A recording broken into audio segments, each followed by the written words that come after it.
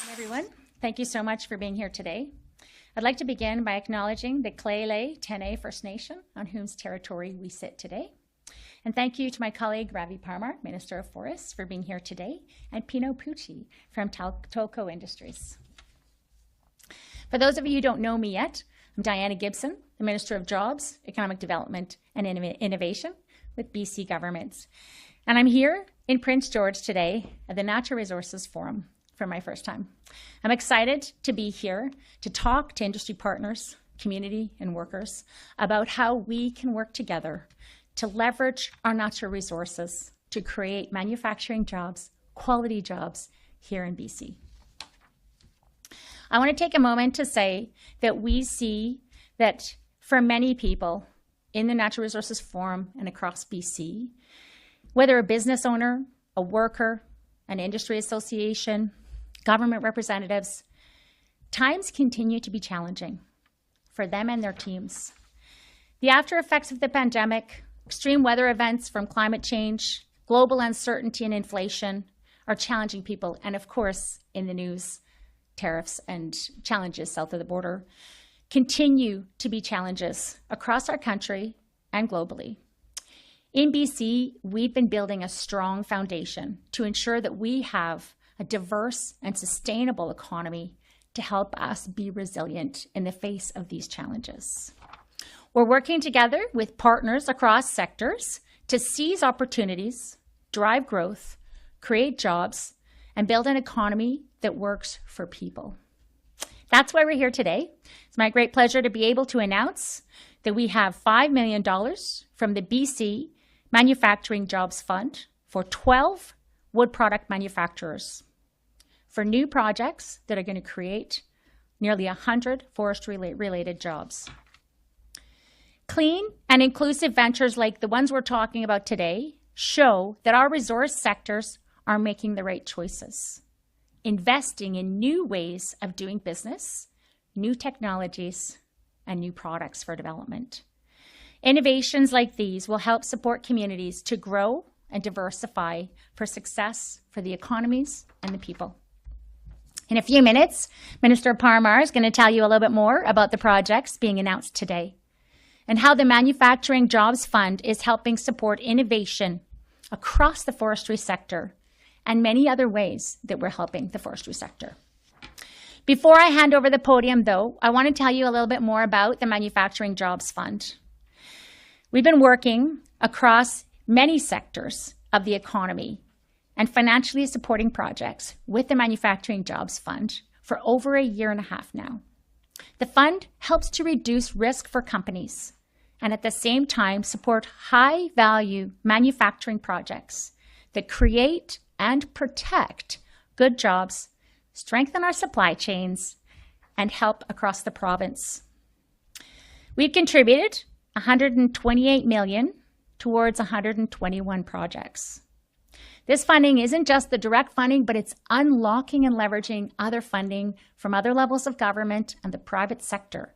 Nearly $900 million in other funding as well. Over $600 million has flowed into the forest product manufacturing sector. This has led to the creation and protection of 3,000 jobs in the forestry sector and over 4,100 jobs across other sectors. This is just one of the ways the government is providing real support to encourage growth and help BC's forest sector capitalize on more sustainable and value-added wood production. On top of the forestry investments, the Manufacturing Jobs Fund has been investing in core manufacturing sectors like food and beverage processing, metals and machine operations that supply the resource sector, and emerging sectors like critical minerals. We're partnering with businesses that are taking chances with new opportunities to support clean and inclusive growth. Our government's committed to continuing this work to create opportunities that will make a difference now and into the future for this beautiful province. We've got one of the leading climate action plans on the continent. We've got skilled resource workers that are critical to our success to help build on BC's strengths as a clean energy powerhouse and for a clean economy. We will continue working with our industry partners, many of whom I've been meeting with here and many of whom I look forward to meeting, to help work together to create well-paying jobs in every part of our province. The type of jobs that support communities and growing numbers of families that live there. We want jobs that will help industry to remain viable in ways that protect those communities and our planet, so the next generation will have the same or better opportunities that we have. We're bringing together BC businesses, workers, communities to grow and support local industry, to innovate and expand, unlock new economic development, and keep jobs right here in BC. We'll keep taking action to help build a strong resource sector for today and for the future. And on that note, I'd like to ask Minister Parmar to come to the podium and tell you a little bit more about the incredible work being done by our partners in the forestry sector. Great. Thanks very much, Minister Gibson.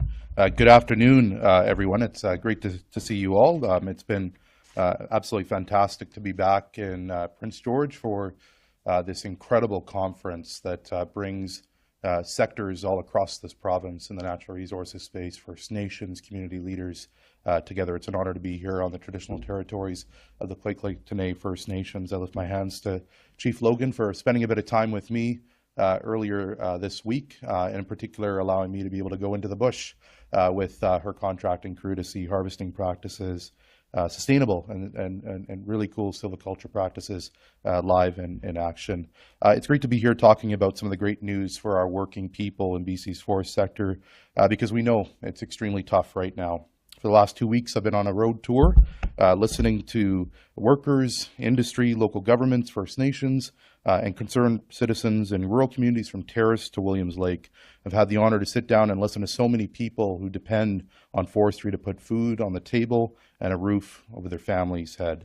And in every conversation, I'm asked if I believe in forestry, and I think there's a way to bring back prosperity for the industry. And every time I say yes, because I do believe in this industry, and I believe in the people who depend on it to make it work. That's why I asked the Premier for this portfolio. I know it's not going to be easy. There are significant challenges ahead. The unfair softwood lumber duties and a Trump tariff would be devastating to the forest sector. And we've got some work to do to bring a Team BC and a Team Canada approach to fighting these duties in particular and convincing the federal government to step up and help us get this sector back on its feet. But there's also opportunity. BC has some of the most creative, innovative, and motivated forestry companies on the planet, as Minister Gibson touched on. Companies that are getting the most value out of every tree we harvest, creating new jobs and even whole new made-in-BC industries. Companies like Klesnikoff Mass Timber near Castlegar, Woodtone Specialties near Armstrong, and SNR Sawmills in Langley.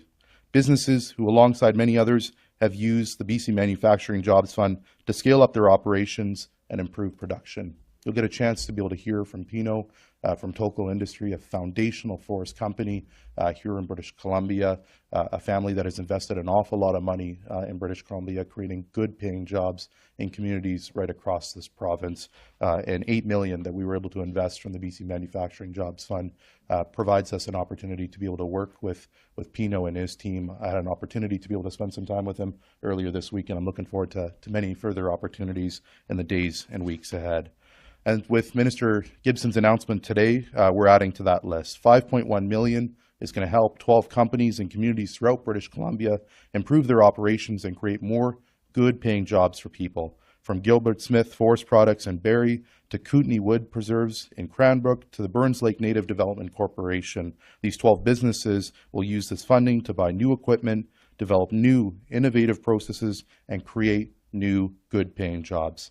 Today's announcement adds to the almost $87 million provided to forest companies over the last 2 years when we launched this fund. I was a political staffer back then, but it was really great actually in this spot where the Premier announced this fund 2 years ago. And holy smokes, what an honor it is to be the Minister of Forests today with Minister Gibson, to be able to say that collectively this entire fund, spending about $120 million, as Minister Gibson has spoken to, has unlocked over $900 million in additional private and public sector investment. I have to say this has been an outstanding success, and as a government, we're very proud of it. It's directly created and protected over 3,000 forest sector jobs. It's obvious that supporting Made in BC manufacturing is good for everyone in BC. But we know funding alone isn't going to restore confidence in our forest sector. A Made in BC approach is going to require government forestry infrastructure to modernize. That's why earlier today, during my keynote speech at the Natural Resources Forum, I announced a review of BC timber sales and a doubling of the amount of dedicated timber allocated to our Made in BC manufacturers. I've asked Lenny Joe from the First Nations Forestry Council, Vanderhoof Councillor Brian Frankel, and former Minister George Abbott to join my expert task force to help lay the groundwork for a forestry sector that communities, workers, and First Nations have been calling for, and one they can count on. And by doubling the amount of fiber available to Made in BC manufacturers, we open the door to more businesses, more jobs, and more prosperity in forest-dependent communities.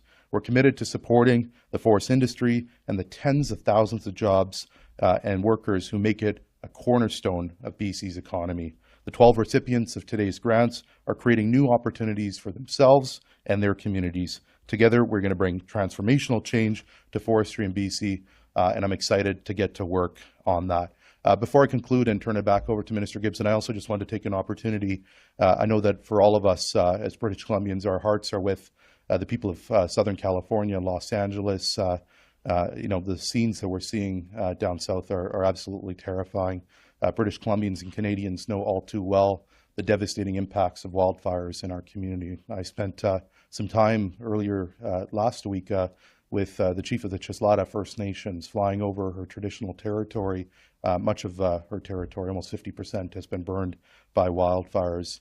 This week I spent some time with the Prince George Fire Center, meeting with my team, making sure that we are redoubling our efforts to be prepared for the upcoming 2025 wildfire season, but also pleased to be able to update you that the team of management crew, about a dozen hardworking men and women of the BC Wildfire Service, have been on the ground in LA and in Southern California since Saturday, and later today they've been on the road, and we expect them to be arriving later today, a crew of about 22 people, BC Wildfire Service men and women that will form an attack crew that will be on the ground for a deployment for about 2 weeks to be able to support the hardworking people fighting fires in Southern California. Again, on behalf of Minister Gibson, myself, and our government, our condolences to those that have lost lives, and we're going to be there for our neighbors down south for the weeks ahead, because when we needed them, they were there for us. So I just wanted to provide that update, and thanks very much for the opportunity to be able to really speak to an exciting opportunity around BC Timber Sales Review,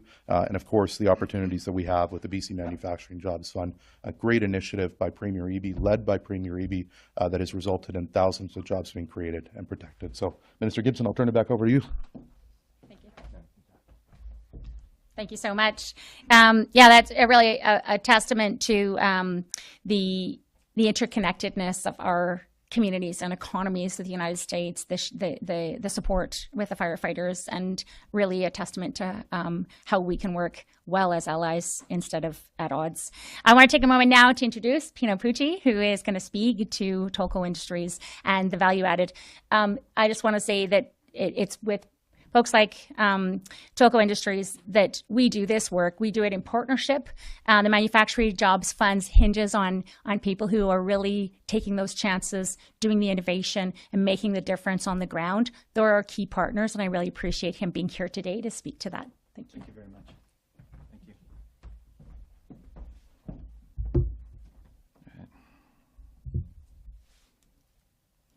Thank you. So first of all, I want to make a few points. I'd like to for sure express our gratitude to Minister Gibson and Minister Parmar for their unwavering support. So thank you very much. Second of all, I'd like to emphasize the importance of this fund in supporting BC value-added manufacturing. It's critical, and we're really thankful to be a part of it. And then finally, I'd like to highlight our ongoing commitment to working together in supporting a robust BC forest sector that provides good family-paying jobs, fosters Indigenous partnerships, and supports BC communities. For those that may not be aware, Tolko's history began and still remains rooted in BC. We are committed to BC. For almost 70 years, our commitment to BC and our people have been built on a foundation of family values and trust. Today's announcement helps us further invest to support our employees, our customers, our communities, and our forests. And as the ministers both noted, when you speak about our forests, they're some of the best technical fiber strength properties in the world, and we get to bring these properties to our customers around the world. So we're really proud to be a part of that. These investments are also accelerating our growth as a producer, a marketer, and a distributor of specialty, value-added, and engineered wood products across BC. So really proud to bring these products across the globe. So we appreciate the BC government's support. Thank you very much, and I'll pass it on to you. Thank you so much. Okay, thank you. Thank you so much.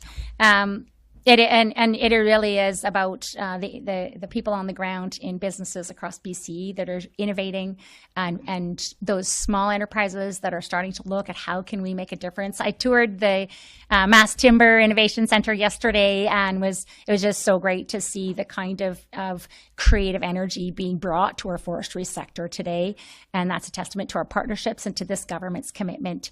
I'll open it now to questions. A reminder to media on the line, please press *1 to enter the queue. You'll be limited to one question and one follow-up. For any media in the room that wish to ask a question, please raise your hand. You're welcome. We're going to start in the room with Darren Bain, Vista Radio. Thank you for taking my question. It's for Minister Parmar. The BC Timber Sales Review that was announced this morning, can you go into more detail about what that's going to look like? Are you going to look at anything specific? Just go into more detail on that. Yeah, you bet. Happy to. I'm really excited to be able to launch that review. It's a huge opportunity for us to be able to use BCTS, BC Timber Sales, an organization that's been around for a long time, and look to the future. If there's something I've learned over the course of the last number of months since I took on the role of BC's Minister of Forests, is that we can't think in 4-year cycles. I learned from the communities where I call home, the Sauk Nation, Pachadat, and Shianu, Beecher Bay, that we think 7 generations ahead. It's time government does so as well. And through BC Timber Sales, the ability to be able to bring Brian Frankel, who understands the North and this region, Lenny Joe, who understands the ability to bring nations as part of this conversation and our commitments to the Declaration of the Rights of Indigenous Peoples.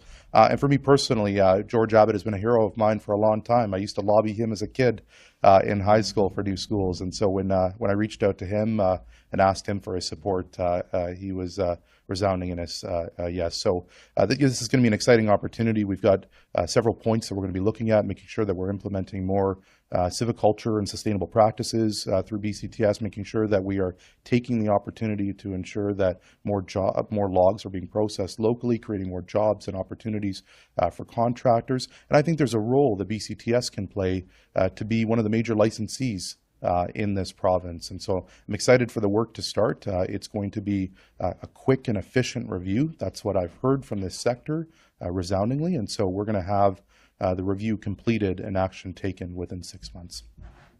And you did mention as well going to all these forestry communities that have been impacted by mill curtailments, mill closures. What's some of the feedback you've heard from people in those communities, and how do you plan to use that to reinvigorate the forestry sector in the North? Yeah, you bet. Last week I had an opportunity to do something that a Minister of Forests hasn't done in a long time, and that's head over to Vanderhoof and go into a public venue, a school theater with 300 people all across Vanderhoof, and for them to be able to grill me on forestry issues. I so enjoyed the conversation.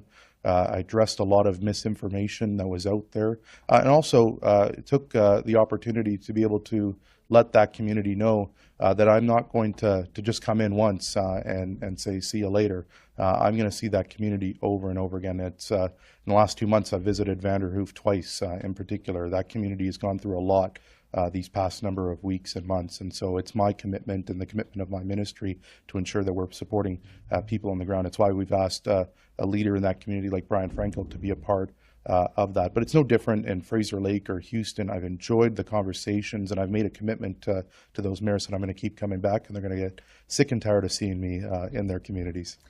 And just to add, You know, that is the question that really led to the Manufacturing Jobs Fund being heavily focused on the forestry sector.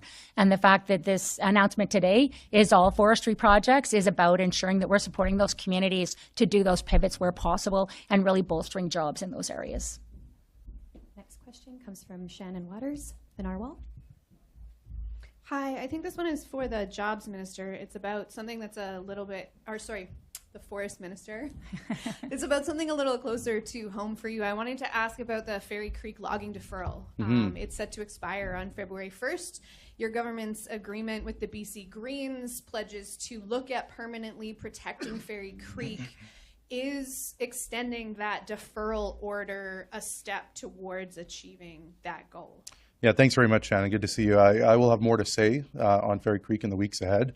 What's going to be really important for me is at the First Nations Leadership Gathering next week, sitting down with the Pacheedaht Nation, Chief Arliss Daniels and her team. As you know well, I represented Pacheedaht for the last year as the MLA before the boundaries changed, and also spent a lot of time with that nation when I was the chair of the Sioux School District.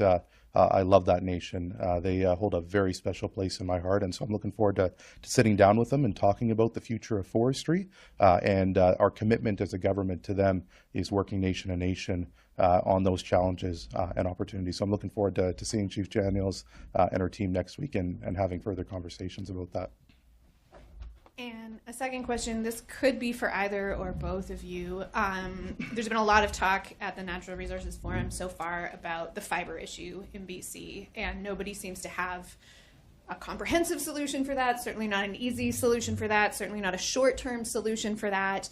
This kind of announcement seems important in the face of the challenges that the industry faces, but at what point is consideration given to what is talked about for other industries such as oil and gas, which is like a transition of people into potentially different industries, you know, the new green economy. That's often a conversation that we hear about other resource sector jobs, but it doesn't seem to come up very often in forestry. And I'm wondering if that's something you're looking at in your upcoming mandate. Do you want to start? I can start, Yeah. and then you can take. Minister Parmar can speak to some of the specific forestry sector programs, but this is just one of many programs that we have supporting forestry sector workers in either with transitions or with pivots and helping those sectors. Diversification of our economy is a critical part of the Manufacturing Jobs Fund, which is why we don't just fund forestry, we're funding other industries as well. And that's where some of those opportunities are for these communities to move into other areas and have those people continue to be employed in quality jobs that support our communities. And Minister Parmar can speak a little bit more to some of the more direct supports. Yeah, you bet. Thanks, Minister Gibson. Thanks for the question, Shannon. A couple of things I would say is what I've heard loud and clear, and I touched on it earlier, is what the sector is looking for is certainty and predictability. The industry is looking for that, but also communities as well. They don't want to see this up and down challenge of job creation and then job loss. And so that is going to be a key work of my ministry. And I think one of the ways that we're going to address that is through forest landscape planning tables. This is something that Premier Horgan launched and Premier Eby has supported in the last couple of years with significant dollars. We've got pilots, and I think we're going to have about a dozen tables. We have about a dozen tables up and running, and I'm very keen to start some more. As a Minister of Forests, it was really important for me, as someone who's a big champion of FLPs, forest landscape planning tables, to actually be on the ground at those tables. I spent collectively about 6 hours at two tables. First in Burns Lake at the Lakes Resiliency Table, one of the pilots, as well as another time spent in Quesnel this past weekend with several nations talking about the future of forestry for their community. And what's great about this opportunity is it brings community together. It brings nations, industry, environmental organizations, community leaders all into the same room, the entire sector, to be able to have these tough conversations and create that certainty and predictability. I am so excited about the work that's happening at FLP tables. Because of that work, there are countless examples where cutting permits have been held off for a number of years are actually proceeding and fiber is flowing. There's a lot of work that we need to do in communities all across BC. Minister Gibson is going to be leading this work as part of government's efforts to help diversify communities. I know that there are a lot of mayors that are going to be looking forward to talking to her about that. Mayor Story in Fraser Lake talked about the opportunity in tourism as an example, but what a lot of these communities want is certainty and predictability, and that's what we're going to do through FLPs and the other work that is going to happen over the time that I'm minister of this portfolio. Thank you. We'll go to the phones next. Mac Page, BC Today. Hi, this is for this person's for the Forest Minister. Mr. Parmar, you talked a little bit about what will be under review. Specifically, is there any chance that this review will change the percentage of allowable annual cut that is sold through BC timber sales? I think I got the gist of that question, but you may have cut out a bit. Do you mind asking that question again? Sure. Will the percentage of allowable annual cut that is sold through BC timber sales, will that be under review? Could that number change, that 20% number? That's specifically dedicated towards value added, I presume is the question?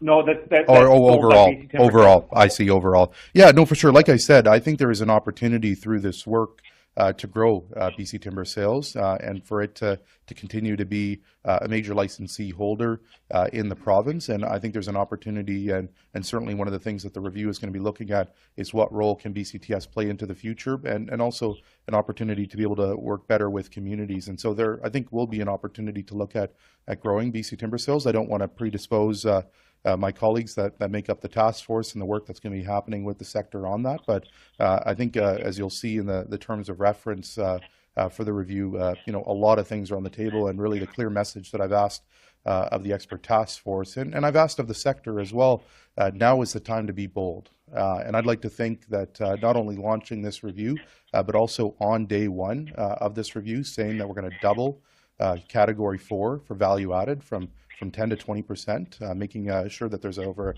1 million cubic meters dedicated towards value-added manufacturers. I'd like to think that's being bold. Yeah. You have a follow-up? Yes. In the NDP's agreement with the Green Party, there was a talk of a review, an overall review of forestry policy. Will there be more of a review, or is this sort of that review that was spoken of in that agreement? And if there is more review, what will be under review? Good question. We've still got some work to do in House and government. First of all, very pleased to be heading back to the legislature next month. There's going to be a lot of good work happening in that place on a whole host of issues. The Premier certainly touched on that in the legislation that he'll be asking Minister Dixon and team to be able to introduce in the weeks ahead around the energy regulator. But as it relates to forestry and the review, I'm looking forward to sitting down with the two new Green MLAs and talking about forestry. I think now is a time more than ever to be able to bring this entire sector together. I know that there's many that have expressed concerns around a review. Obviously, it provides this agreement provides sustainability and predictability for us as a government during these times over the next 4 years. It's very important to Premier Eby and our team. But I welcome the Green Party to join us to talk about the future of forestry. I think there's going to be lots of opportunities where we can work together, and there's going to be alignment. And I think there are going to be opportunities where we are going to have to disagree as well. But I welcome the entire sector that makes up the forest sector, workers, industry, First Nations, everyone, community leaders, to come to the table and have these conversations. And of course, we'll have more to say around what that review looks like in the weeks ahead once we've had some conversations with the Green Party. Next question comes from Derek Penner, Vancouver Sun. Hello. Yeah, a question for the Forest Minister. Am I getting an echo there? Here, Derek, you go ahead. Okay. Yeah, question for the Forest Minister. The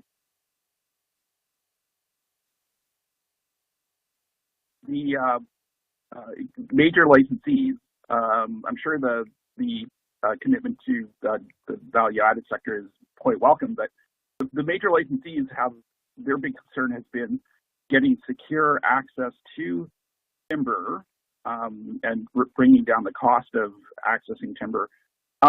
How does the BCTS review and then the landscape, how have the landscape tables been able to get at that issue?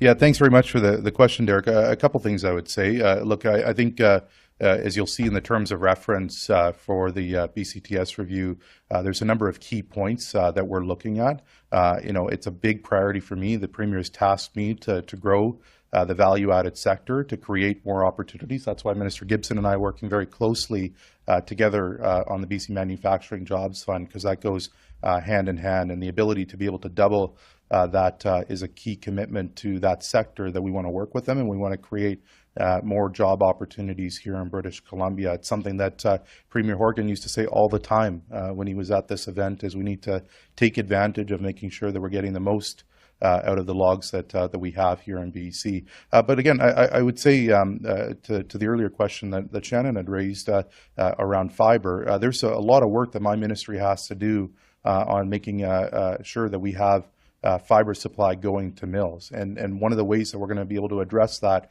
is through forest landscape planning tables. I'm a big believer in these tables. I'm a big believer in bringing the sector together to have these tough conversations, and conversations about opportunities as well. There's so many nations that are leading the way. On Monday last week, I was in Terrace with Kitsim-Kalim First Nations. Mosquito sawmills shut down, and the nation stepped up and bought the assets. And it was my honor and privilege, one of the first decisions I've made as the minister, to be able to transfer the tenure to that nation so they can reopen that mill and create jobs and opportunities for their community and for the nation. We're seeing more involvement from Indigenous communities in forestry. I think of the opportunities with Deadwood Innovations in Fort St. James, a huge opportunity, something Minister Gibson and I have spent some time talking about these past few weeks, and finding ways to be able to ensure that there's not only adequate fiber supply, but support through the BC Manufacturing Jobs Fund. And so making sure the BCTS is ready to be able to compete with what the challenges are ahead is going to be a big priority as part of this review, and I'm excited for us to get to work on that. Derek, do you have a follow-up, please? Yeah, but I guess there is a lot of activity going on. In the meantime, how concerned are you about the potential for further mill closures on the primary side? We saw a number of closures last year. There have been successive years of closures, but how concerned are you about losing more before you win? Yeah, look, I'm significantly concerned. Every forest minister who takes on this responsibility is concerned, as is the Minister of Jobs. We want to ensure that there's opportunities in these communities. That's why I was in Vanderhoof meeting with the mayor and council and participating in a public town hall. They lost a lot of jobs last year, and it's my commitment to them to work together to create opportunities into the future. And so we know that 2025 is going to be a tough year for the forest sector. Much of that has to do with softwood lumber duties going up and whatever this Trump tariff looks like. But this is an opportunity for the sector to come together and for us to be bold. And I'm looking forward to doing that work. But my three priorities as I take on this role and have taken on this role is restoring confidence in the forest sector, standing up for workers and families, and protecting communities, and making sure we're honoring our commitments to biodiversity and to reconciliation through the Declaration of the Rights of Indigenous Peoples. Our final question comes from Marcy Nicholson, Canadian Press. Hi, yes, this is for Minister Gibson. How has the threat of Trump tariffs changed the strategy for protecting BC jobs? Thanks. That's a great question. Certainly, the the importance of this manufacturing jobs fund really comes into focus when we look at the risk of tariffs, because our strategy with the tariffs is first, of course, to try and fight them with the measures that we can bring to the table and strategy. But the second priority is to diversify our economy and really elevate our domestic economy and our economic growth here in BC. And that's why this kind of announcement, the Manufacturing Jobs Fund, is critical, because we really need to look at how can we make sure we're maximizing our jobs here in BC and making sure we're resilient and less reliant on that north-south trade.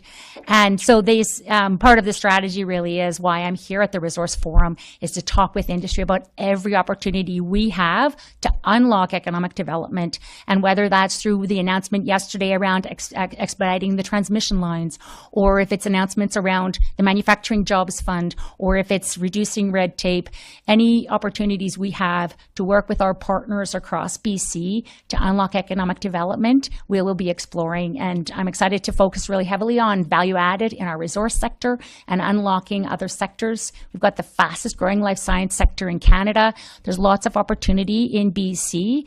And this announcement today showing how we unlocked $900 million in investment dollars, that's the kind of work we need to continue doing with BC's dollars to ensure we're working with industry to bring investment to BC and create more jobs. Follow-up, Marcy? Thanks very much. This is for Minister Parmar. In the context of the recent mill closures, what is your strategy for protecting BC jobs? It's going to be my three commitments: restoring confidence in this sector by making sure that we're working hard to be able to deliver fiber security to mills. There's a number of ways that we're doing to address that. I touched on this in my speech earlier today. The power of the Forest Enhancement Society of BC in driving wood not only to mills but in particular to pulp mills, to be able to keep pulp mills going. Making sure that I'm on the ground engaging with workers, protecting workers, standing up for workers is going to be a key piece. I had an opportunity to be able to have a roundtable with the United Steelworkers, Unifor, and PPWC. Tough conversations. Those members, those leaders have members that have faced a lot of challenges over the course of the last number of years. They've sat across from a lot of forest ministers, and so I made the commitment to them that under my leadership, I would be there listening to them and delivering for them. Again, easy to say, but it's going to be upon me to be able to ensure that I continue to do that work in the weeks ahead. And of course, honoring the commitments that we've made to biodiversity and to reconciliation and the Declaration of the Rights of Indigenous Peoples. When we look at the challenges ahead with the Trump tariff, with softwood lumber duties, again, let's not forget, duties are going up for sure. We know that. That in itself is going to be challenging.